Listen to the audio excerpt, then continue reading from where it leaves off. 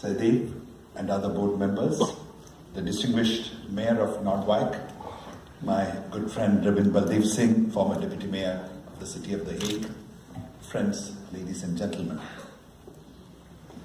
With a beautiful cultural program awaiting you, it is not my intention to deliver a lengthy speech. But let me just share with you a few thoughts. First of all, the Netherlands-India Association. Founded in 1951, India and Netherlands established diplomatic relations in 1947. India became independent in 1947. 1949, the first Indian ambassador came to the Netherlands. And within 2 years, the Netherlands-India Association was founded. So please give a big round of applause to NIA, all its board members, all its members, and all the leaders of the Indian community who have heralded and guided NIA's activities over these 6 to 7 decades. Friends, NIA is something very special because it is not an organization of Indians. It is a Netherlands-India Association which believes in equal partnership between the Indians and the Dutch, and equal partnership in the highly laudable cause of strengthening India-Netherlands relations, of organizing wonderful activities like this, of bringing the people from India who have migrated to the Netherlands, as well as the people of the Netherlands closer together. Netherlands is a very special country for India because the representative of the government of Netherlands was one of 3 ambassadors in New Delhi when Pandit Jawaharlal Nehru raised the flag on August 15, 1947, the day India became independent. Since India's independence, the people of Netherlands, the government of Netherlands, have been partners with India in the field of economic development. Netherlands, when it used to give development aid, gave one of the largest development aid to India, and especially so because India was a democracy. And even today, there are over 200 companies from the Netherlands who work in India, and if you ask the Dutch Development Bank, they will say the #1 country on their portfolio is India. So Netherlands, from 1947 till date, has been a close friend and partner to India, and it is incumbent upon us as Indians, as the Indian community who lives in the Netherlands, as Dutch citizens of Indian origin, to strengthen this great country in every manner possible, to contribute in every manner possible to the welfare and prosperity of this wonderful country and its people. Friends, India is 71 years old today, and this is the 72nd Independence Day of India. Yesterday evening, the President of India, His Excellency Mr. Ramnath Kovind, made an address to the nation, which is widely available on the internet. This morning in Delhi, Prime Minister Modi made an address to the nation from the ramparts of the Red Fort, a great tradition set by Indian Prime Ministers from 1947. And this speech is also available. So I urge each and every one of you to go through these speeches in detail. These speeches acknowledge what are the achievements of India, as well as chart out the course that our leaders have set for our nation in the coming days. India, in the last 71 years, has much to be proud of. We are the largest democracy in the world. We are the fastest growing large economy in the world. India's economy overtook France recently to become the 6th largest in the world in nominal terms. And India is a young nation. Over 50% of our population is under 25. Over 65% of our population is under the age of 35 years. The people of India look to their future with optimism and confidence, convinced that they have been able to consolidate the independence that they won from the British in 1947, that they have been able to progressively build democracy within the country, strong institutions which sustain this democracy, and they have been able to chalk out for the people of the country a vision of social and economic justice. A vision in which there is ample room for the private business to flourish, even as the government continues to play an important role and maintains a keen eye on what is the best means of eliminating poverty, on how can the lot of the underprivileged be improved, on what schemes and what programs can be implemented for the benefit and welfare of women and children. The Government of India is ordained by the Constitution of India, as well as through practice, has implemented an extraordinary charter of socio-economic transformation for the country, which is underway today. But as India progresses in the economic field, as India grows in political stature across the world, I believe it is incumbent upon us Indians to also always remember what India stands for. What does India stand for? India, from time immemorial, from ancient time, has been a country which has always emphasized the acquisition of knowledge, intellectual inquiry. Some of the most fundamental questions of human existence, who am I? What is the world that I see around us?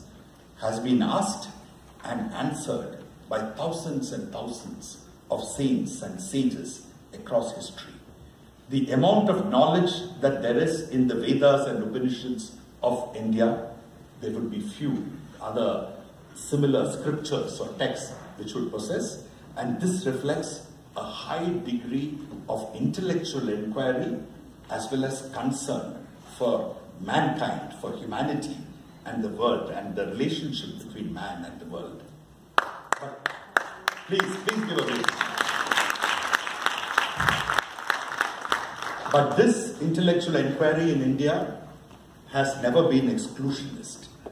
This intellectual inquiry has been built on debate, discussion, and dissent. India has always, freedoms did not come to India from the time of the Constitution, but from ancient India onwards. People from India have believed in argument, have believed in discussion, have believed in debate, and 100 different schools of thought have always flourished side by side, presenting different images and different interpretations of what we believe is the truth. But going on from that, let me say, India is proud that it gave birth to not one, but 4 religions: Hinduism, Buddhism, Jainism, and Sikhism. Not only did it give birth to these 4 great religions, it welcomed into its midst Judaism, Christianity, Islam, Zoroastrianism, and even the Baha'i faith in more recent times.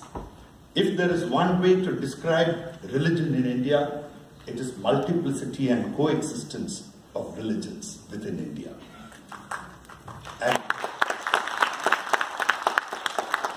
And friends, underlying the philosophy of the Indian religions of Buddhism, of Jainism in particular, has been a huge undercurrent, a philosophical undertone of peace and ahimsa, or non-violence. One of the greatest emperors that India has ever seen has been Emperor Ashoka, who saw the horrors of Kalinga battle and gave up war altogether, violence altogether, and said, from now on, my path is Buddhism, my path is the Dharma, propagating the rule of law, and my path is one of peace and non-violence. And these were the essential teachings that Gautama Buddha gave to his followers and to people, and that is the civilizational legacy which India has been left with. Mahavira, the founder of Jainism, advocated non-violence to such an extent that even today there are Jain saints and Jain monks who do not wear slippers out of fear that when they walk on the ground, they may tread on an insect and they may kill it. And they will not tolerate killing or harm to another living being of any kind. I'm sure Netherlands, which has a party for animals, would love such a philosophy. So friends, peace and non-violence has been an undercurrent of India for centuries and centuries and centuries. And it is this undercurrent that the father of our nation, Mahatma Gandhi, picked up and converted into a weapon to be used against the British Empire. He converted non-violence into a potent force using which he managed to win for India independence through a struggle that has no parallel anywhere else in the world. Without the use of arms, Mahatma Gandhi led the people of India to freedom. And it is the greatness of this man that we hope to celebrate beginning October this year, when the government of India has decided that the 150th birth anniversary of Mahatma Gandhi will be celebrated across the world, and we hope to have a number of activities here in the Netherlands too. Friends, India and the Netherlands share common values. We believe in democracy, we believe in fundamental rights and freedoms, we believe in freedom of religion, we believe in tolerance and pluralism, and we believe in the message of peace and non-violence.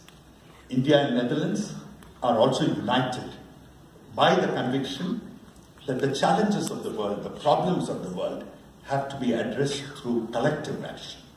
India has been a leader within the United Nations in contributing to all the good causes that the UN is engaged in. Equally, the Netherlands has been an extremely active country in the United Nations. The last 1 year has seen extraordinary activity in terms of India-Netherlands relations. Prime Minister Modi visited the Netherlands in June of last year, and that visit was reciprocated by Prime Minister Mark Rutte a month back.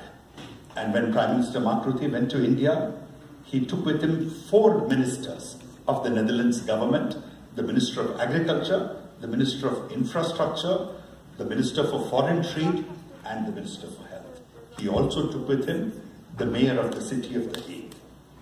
This reflects the high degree of commitment that the Dutch government has placed on improving relations with India. But beyond the bilateral relations, the Indian community in the Netherlands, the Friends of India in the Netherlands, were able to organize a number of important activities which have never before happened. For example, India's ancient knowledge yoga, which is celebrated across the world today as International Day of Yoga, was celebrated in a manner never before seen in the Museum Plain of Amsterdam by a one-day wellness festival, something which has not happened anywhere in the world. Friends, even before the government of India decided on celebrations of Mahatma Gandhi's 150th anniversary, last year in the city of The Hague, the city of peace and justice, the Indian community, NIA and its leaders, the embassy all together took the lead in organizing for the first time ever a Gandhi March from the forecourt of the Peace Palace, an education campaign to take the message of non-violence to the schools and universities of Netherlands, and a social media campaign. These activities will be continued this year. On September 30th, we will have a Gandhi March, which will begin from the forecourt of the Peace Palace. We will have a social media campaign, which will run from September 30th to October 5th, and we hope to continue and expand the education campaign. I urge each and every one of you to join hands with those in the leadership of these activities and extend every support, participate wholeheartedly, make this campaign of non-violence a huge success, because the problems that the world confronts today have only one answer, that is non-violence, that is peace, and that is the message of Mahatma Gandhi. So I conclude to saying and reminding all of you that the India-Netherlands relationship is truly a very special, a very unique relationship. This relationship is a relationship between one big country in terms of population and resources, and a small country in terms of population, but a small country which is an economic powerhouse. A small country which has many, many strengths and a highly talented population, but a population which is open to the world, a population which has engaged with the world, with a population who has had historic links with India from the days of the Dutch East India Company. This relationship has the potential to not just rise to heights which we cannot even imagine today. It has the potential to be transformative of the world. We together can produce change in the world. We together can bring greater welfare and prosperity to our respective people. We together can spread the message of peace, can spread the message of non-violence, can reaffirm commitment in the United Nations as well as in collective action by the countries of the world to address the challenges that confront us today. I compliment Netherlands-India Association for all its activities and the great contribution it has made over the years for strengthening India-Netherlands relationship, and urge it to do even more in support of India and the Netherlands, these two wonderful countries. Thank you very much.